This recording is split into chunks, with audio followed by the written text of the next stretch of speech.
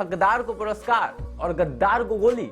हकदार को पुरस्कार और गद्दार को गोली दोनों बराबर मिलते हैं साहब। मेरे देश में अब सिर्फ मजहब देखकर किसी की चाटी नहीं जाती। जी हाँ, कुछ लोग, कुछ सरकारें और कुछ पार्टियों को अगर हम छोड़ दें तो हमारे देश में वो जो एक मजहब वालों की चाटने की प्रथा थी वो अब बंद हो चली है। अब सिर्फ उन लोगों को पुरस्कार मिलता है जो डिजर्विंग है, फिर वो चाहे किसी भी कास्ट के हों, किसी भी जाति के हों, किसी भी धर्म के हों। उन्हीं में से एक है हमारे मोहम्मद शरीफ चाचा। मोहम्मद शरीफ प्रोफेशनली साइकिल मिस्त्री हैं। जी हाँ, ये भी पंचर ठीक करते हैं। लगभग 80 से 90 साल के हो चुके हैं। अक्सर बीमार रहते हैं। इनके खुद के घर की हालत बुरी है, उसके बाद भी 25,000 से ज्यादा लोगों का क्रियाकर्म इन्होंने उनके धर्म के हिसाब से कराया है। ये नहीं कि अपने मजहब के हिसाब से किसी को भी लिया और गाड़ दिया, नहीं। अगर वो हिंदू है तो उसको उसी हिसाब से उसका क्रियाकर्म किया गया, अगर वो क्रिश्चियन है तो उसके धर्म के हिसाब से, अगर वो मुस्लिम है तो उसके धर्म के हिसाब से, अगर वो सिख है तो उसके धर्म के हिसाब से।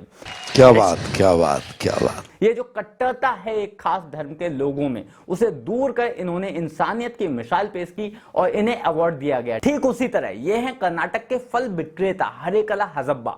इनके बारे में अगर मैं बताऊं तो इनकी खासियत ये है कि ये फल बेचते हैं। फल बेचने के बाद भी इन्होंने हर महीने कुछ पैसे जमा किए और उसके बाद एक स्कूल खोला जो कि वहां के लोकल बच्चों को पढ़ाने के लिए था।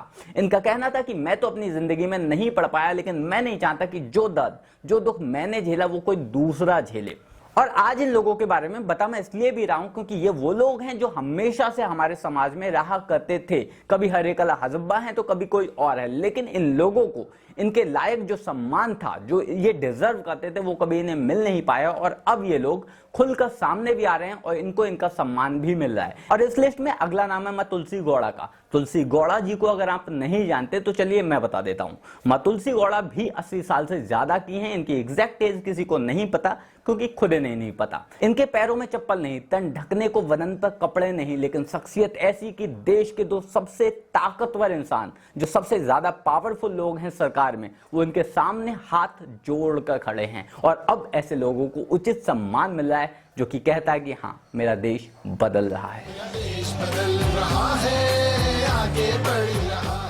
अच्छा लगता है ऐसे लोगों को देखना जो हमारे समाज के रियल हीरो हैं, जो पर्दे के पीछे रहकर भी अपना रोल बखूबी निभाते हैं और हमारे समाज को अच्छा करने के लिए हर जरूरी कदम उठाते हैं। और जब कोई सरकार उन लोगों को सम्मान देती है तो और भी ज्यादा अच्छा लगता है। और अब अगर आपको लग रहा है कि ये सरकार सिर्फ उन लोगों को पुरस्कार बांट रही है जो गरीब हैं, पिछड़े हैं, बेघर हैं, सिर्फ सिंपैथी पाने के लिए, वोट्स पाने के लिए, पॉपुलैरिटी पाने के लिए सरकार ऐसा कर रही है, तो मैं आपको बता दूं ये सरकार उन लोगों पर भी फोकस कर रही है जो पहले से हमारी सोसाइटी में काफी ज्यादा चर्चित हैं और डिजर्विंग हैं। जिनमें से एक नाम है प्रोफेसर एच.सी. वर्मा।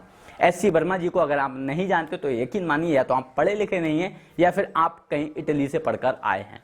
आईआईटी कानपुर के फॉर्मर प्रोफेसर एच.सी. वर्मा को हम सभी उनकी किताब प्रिंसिपल्स ऑफ फिजिक्स के लिए भी जानते हैं, जिसको पढ़कर हम सभी बड़े हुए हैं। और ऐसी ही दूसरी शख्सियत है professor Nanda sir. Nanda sir 98 years यानी कि 98 साल के हो चुके हैं, लेकिन आज भी गरीब बच्चों को फ्री एजुकेशन प्रोवाइड कराते हैं, आज भी।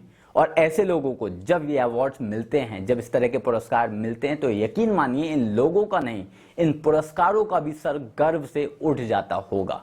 अब माँ तुलसी गौड़ा हो, नंदा सर हो या फिर शरीफ चचा हो, जब इस तरह के लोगों को अवार्ड्स मिलते हैं तो दिल से बस एक आवाज निकलती है, मेरा देश बदल रहा है। जय हिंद।